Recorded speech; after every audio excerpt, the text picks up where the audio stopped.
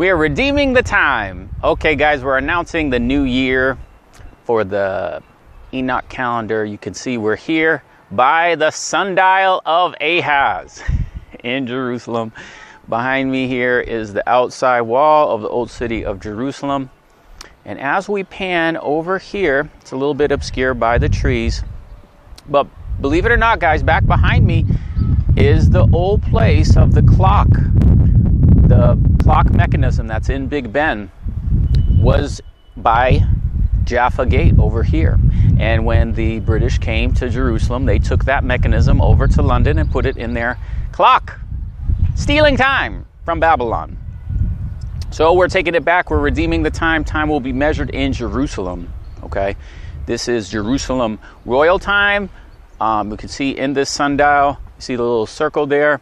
It's just about high noon. We'll show you our observances here in Jerusalem with the sundial for this year. And we're going through the story of the temple of time.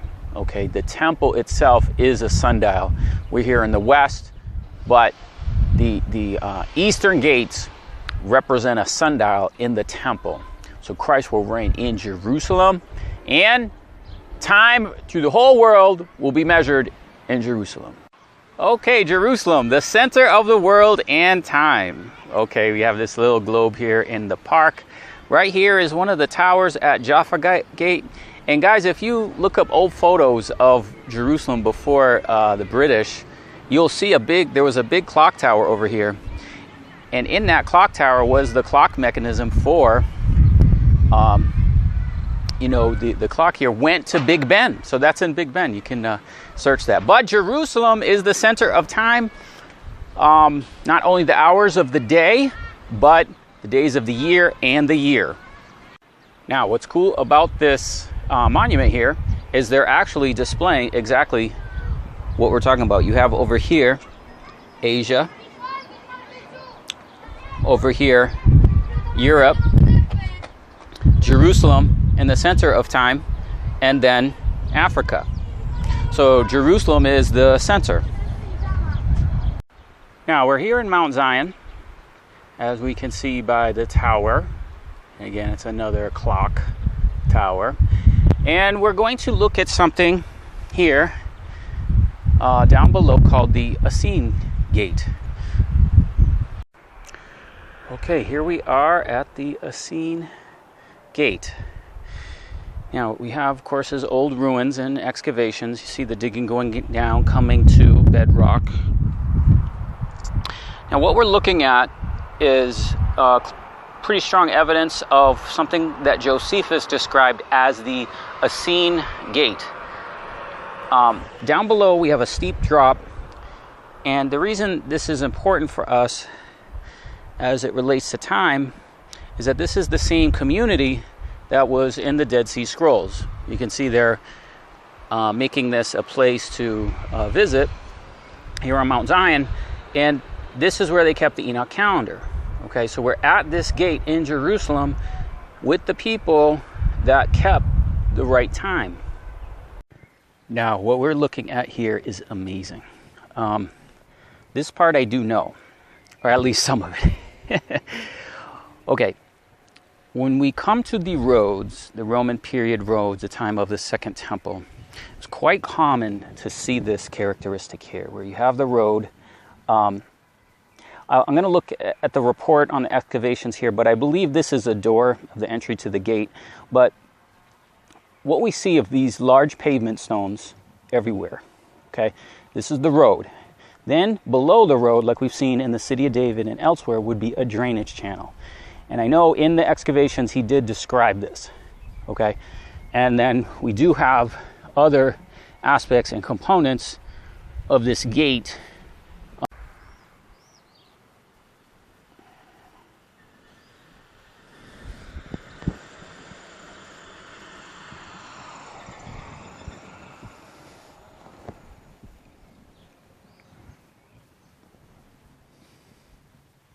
Okay, here we have a mikveh, a ritual bath, of which we see, of course, in many places in Jerusalem.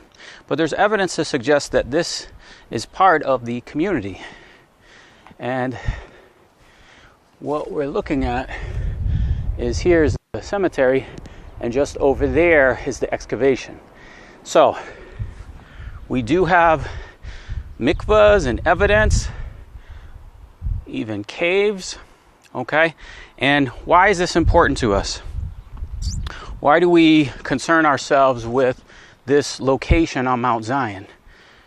Well, if we look out, okay, this is Mount Zion. It's always been an important place. We're going to have a whole piece on this, a whole more detailed look at where we are. All right, and again, up here is our reference point all the time, the clock tower. But we're talking about time. We're talking about the calendar, okay? And as we do, this is the place where they kept the proper calendar.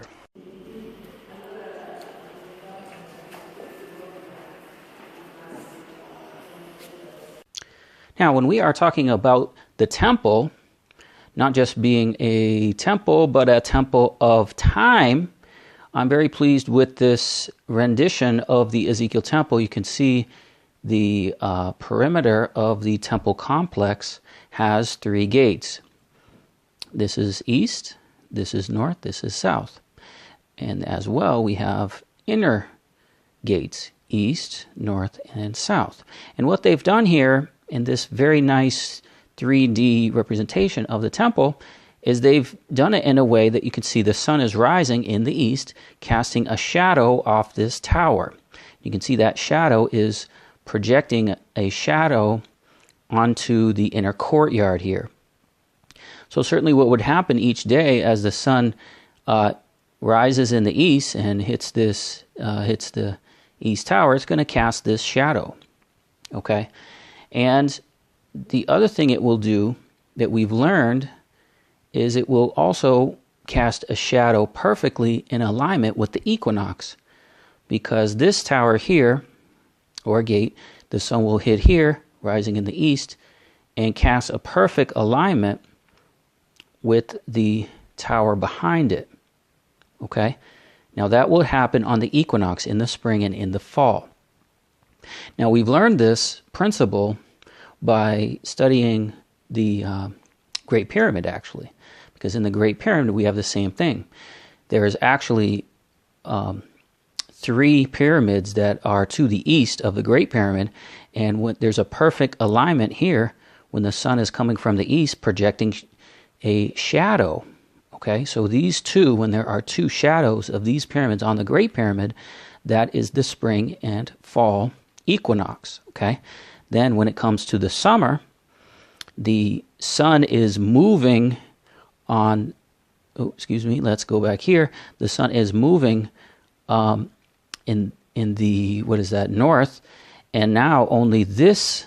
See, the sun is coming in this direction, and only this pyramid is casting a shadow on the Great Pyramid. Then we'd come back to the fall. The sun will be positioned perfectly here, and then in the winter solstice, what it's going to do, the sun is going to be over here, projecting a shadow off 1, 2, 3 of these small pyramids onto the Great Pyramid. Okay, so we learned this in the study of the Great Pyramid, that the temple is going to do the same thing. It's going to, Ezekiel temple is going to have 2 distance here where this is going to act as a marker of the equinox. Okay, so this is why it's important that we understand it's a temple of time. Okay, it's going to cast a shadow, all right, over the gates here, and give us a measurement of time in the hours of day. But not only that, it is a marker of the days of the year. They haven't represented it here well. They have it kind of like a fence. See this here, this corner here? That actually is 360 cubits. Okay, that's a prophetic year, 360. It's a wall, because the thickness, there's a thickness to the wall, which is 5 cubits. So that's the inner wall around the altar. Okay, so that's why we're saying the temple is a temple of time. Okay, it's going to have indications of the equinox. It's got the prophetic days of a year, 360, and it's going to also be a sundial to measure the hours. All right, we're making our spring equinox readings, and here we're very, very close on the sundial, as you can see, to high noon. So let's take a look. We're going to focus right in and show you what is going on with this sundial and its alignment. Okay, we can see the alignment of the lines and the circle. You can see that it's very, very close. This sliver here, if you look at that, that's getting very, very close to a full circle alignment. See? And we also have the lines also running very, very close to high noon. So this is very similar in a circular shape to what we have in Qumran. And then what we're doing is we're right at that point where we can see we're right at high noon.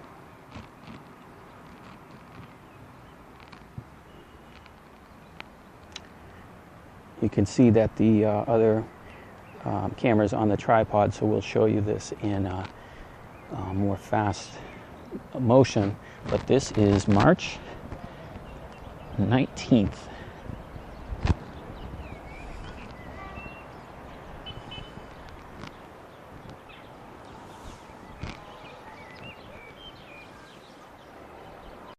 Okay, we got the Equinox right here, and we're just a couple minutes late. I do apologize for that. So let's take a look at the marker here, and get all of that. So again, we got a high noon. We had a perfect reading on the spring equinox, and now. Okay guys, we're making our equinox reading, our day 3. It is March 21st, and we can see we're just about at high noon. We can see the two lines lining up. We'll get a good view of what it looks like in terms of the shadow of the circle going through. How this works, guys, is this is angled at the degrees we are from the equator. The sun is coming up high noon, which lines up these two lines, which goes through the hole, and then we can see the marker on the other side. So on the other side, the sun passes through the hole, goes on the ground, and there's a line. You can see we're on a marker line right here at my feet, and it continues, and we're at true north, and we're right at that time right now. So let's get some readings, and we'll show you the equinox.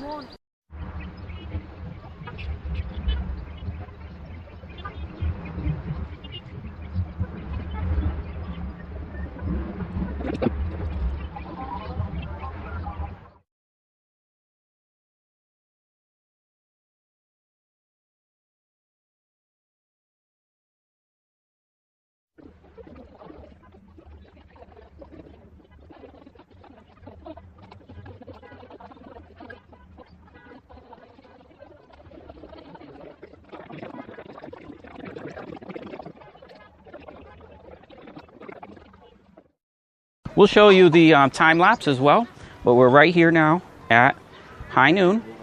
We'll show you the readings of the previous days, and what I want you to make note of is the portion of sunlight from where we viewed before at the bottom of the 2 and the 3.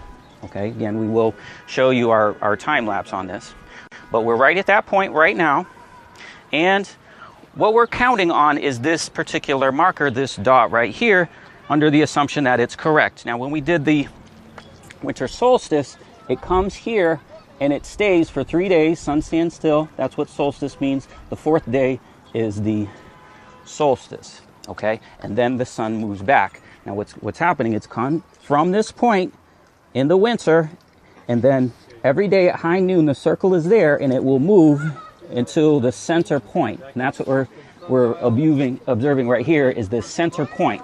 Okay, so that the circle and the marker is right in the middle, and then it's going to continue until the summer. And then if there were a summer reading, then we have it 3 days still, and then the 4th day would be the summer solstice. So these are the days of our reading.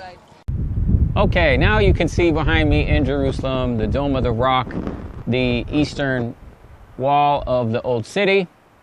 And this is New Year. In the scriptures, there's no feast of New Year to celebrate New Year's. However, there's something called Tefika, or Tefuka, excuse me. I keep pronouncing that incorrectly in these videos. I do apologize. Well, what is that? What is the circuit? There's a cycle, okay, a circuit.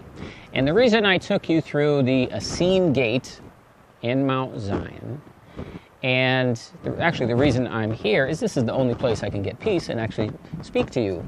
So let's talk. You can see I'm wearing this garment. It's called a tallit. And on the 4 corners of it are blue ribbons. Now these blue ribbons and this garment is described in the book of Numbers, chapter 15, in the last few verses. And it says to put these on the 4 corners of your garment. Now let's remember that the garment represents us, like our skin. Okay, and let's remember also that we are the temple. You are the temple of God, and the Holy Spirit dwells within you. So sometimes the garment, sometimes the person, and the temple are one. Okay, so when you say something that's the 4 corners, okay, and that is something you wear, and you are the temple also has 4 corners, okay? And the reason I'm talking about this and we're working through it and I'm wearing this and showing you and talking about this is because the people in the Dead Sea Scrolls, Josephus described them as the Essenes. They, in their writings, said the Yihad community. They recognized the fact that there were 4 corners of the year, okay? And that's likened unto the 4 corners of the garment. Now these 4 corners of the year have no connection with the moon, but they do with the sun. Okay, so the sun has 4 cycles. All right, so certainly what they've done is applied the Enoch calendar to the feasts and to everything else. So the cycle of entering New Year's, or the spring, or Nisan, okay, the year begins in Nisan, that's the first month, okay, that is connected to the spring equinox, and we'll show you our observances here in Jerusalem of the spring equinox later in the video. But we want to look at the kind of story of what New Year's is, okay, what entering like entering the year. Okay, of course, the pagans do a great deal of celebration of the apostate calendars, whether they be Gregorian or Jewish, with incorrect New Year's times. But we know that when Moses came into Mount Sinai and spent a year to build the tabernacle was set up on the first day of the first month, okay? That is the beginning of the year, the first day of the year, okay? So the tabernacle was set up, it was anointed, it was dedicated, Hanukkah, okay? So that is very significant for us as we enter this. We have these 4 cycles of the sun. Now let's look at where I'm getting some of the words I'm speaking to you. And in this video, I have another video on this cycle, okay, as it relates to first fruits. There are 4 first fruits throughout the year, circuits or cycles throughout the year. First fruits isn't just in the first month or third month, there's 4 of them, okay?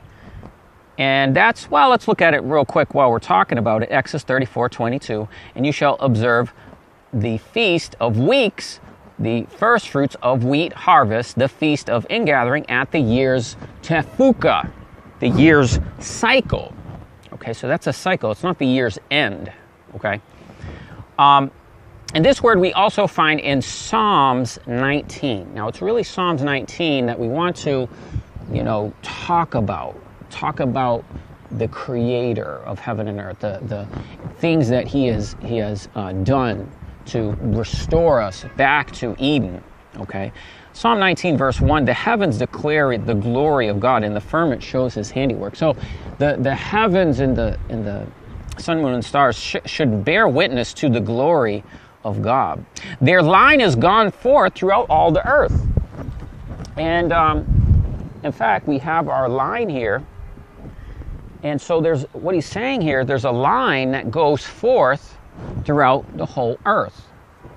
Now, some of you new to the channel may not be familiar with what we're saying with Jerusalem royal time. Okay, we have this line, and we're declaring this line here in Jerusalem, whereby the rest of the world, the rest of the earth, would be measured by time in Jerusalem, not Greenwich. But he's saying that there's a line, okay, to measure the heavens.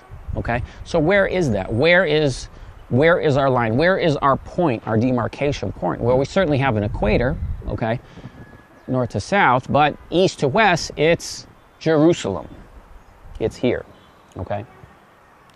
And that's where we're declaring that. But this story of this line, this chord, this measuring line, it's even a musical string, okay, and a measuring line over that He will stretch forth over Jerusalem, as it says in Zechariah chapter 1, verse 16.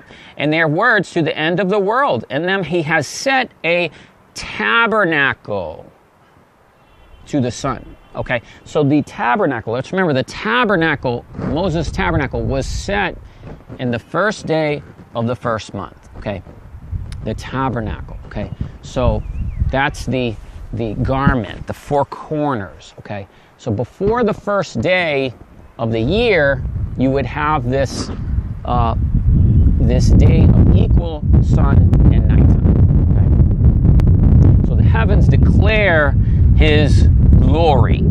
Okay, His going forth is from the end of heaven. His circuit, His tefuka. Okay, that's the blue ribbon here. Okay. His going forth is from one end of heaven to the other. That's also the circuit in the heavens. So then what we have as we look at the ecliptic, as we look at the stars, these also tell a story to the ends of it. And there's nothing hid from the sun. Okay, so here it's clearly talking about the sun. So there's a line, there's a point, a ribbon, okay? A ribbon, and it would be an indication from the sun, okay? This word, again, the sun is what is talking about in the Enoch calendar of these 4 solar days throughout the year, okay? This circuit of the heavens, okay? So that is what this restoration, as we redeem the time, as we get into the proper time and proper alignment with God and get on the proper calendar, that's what we must do. We must measure the time in Jerusalem. And praise God, we have the Ahaz sundial, which is very unusual for a sundial to be in Israel, where they, of course, measure time in their calendar by the moon. But we could see by the globe and by that sundial, we have them basically declaring that Jerusalem is the center of the time. And that's exactly right. That's what it is. Jerusalem is the city of the great king. So we have this community, these people in the Dead Sea Scrolls that kept the proper time. They left, they said, most of them left into the desert to leave the apostate priesthood. Okay, we still have the apostate priesthood here today. All the apostate religions, Jews, Christians, Muslims, all of it. Okay, but whenever God comes around with a restoration and a dedication, it quite often takes place on this first day of this first month, okay? And it goes all the way back to Noah. And it came to pass in the 601st year, the first month, in the first day of the month, where the waters dried up from the earth. And Noah removed the covering of the ark, okay? And then again, Exodus 42. On the first day of the first month, you shall set up the tabernacle, the tent of the congregation. Remember, he set up the tabernacle for the sun. And it came to pass, okay, then, yeah, that's just a duplicate of that. Now, in Numbers 20, verse 1, it came to pass the children, even the whole congregation, into the desert of Zin in the first month. The people were in Kadesh. Okay, so that's the time we're in Numbers 20. The year is the 40th year of the Exodus. Then in 2 Chronicles 29:17, now they began on the first day of the first month to sanctify unto the 8th day. So you have a sanctification of the temple. And Ezra 7:9, from the first day of the first month they began to go up from Jerusalem up until the 5th month. So prophetically what's happening is we're restoring the temple. We're preparing as a body the temple of God. Okay, we are the temple. And we're going up to Jerusalem. Now you don't have to come here. We're going to New Jerusalem. We're preparing for the King of New Jerusalem. Okay, but to do so, we have to have the right time. And we determined this time by the equinox. Okay. I'm sure some of this may be new to you and all this and say, no, Leland, the calendar's like this or like that. But it's not. So the calendar is the Enoch calendar. The Enoch calendar is what we must go by because it gives us these prophetic days. Okay. These prophetic days are the times that we're in, the times in Revelation. Okay. The Lamb has opened the seal. Time will be measured in Jerusalem. Now, another thing we have about this year that's significant is as God is restoring time, as he's rebuilding the temple, the decree and restore Jerusalem. Okay, he's building a house, he's building people. He's restoring and redeeming time for the whole world. We know that there's a decree, Cyrus' decree, to restore and to build Jerusalem. And Daniel talks about the coming of the Messiah unto 62 weeks and 7 weeks. Well, if we add Cyrus' decree, 24th day of the 9th month, 2017, 62 weeks, brings us to Ezra. The book of Ezra tells us that the foundations of the wall, the temple, was the 3rd day of the 12th month at 62 weeks from the Cyrus decree. Then we add 7 weeks, and that brings us to Passover 2019. So glories to his name. We got the right time, and the king is coming. So he's got to restore time. He's going to rule the world from Jerusalem. So thanks for watching.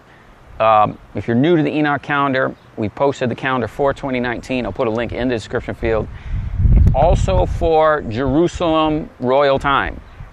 This whole thing that we're showing you with the sundial and everything else, is amazing. So all glory to his name. Thanks for watching, and God bless you.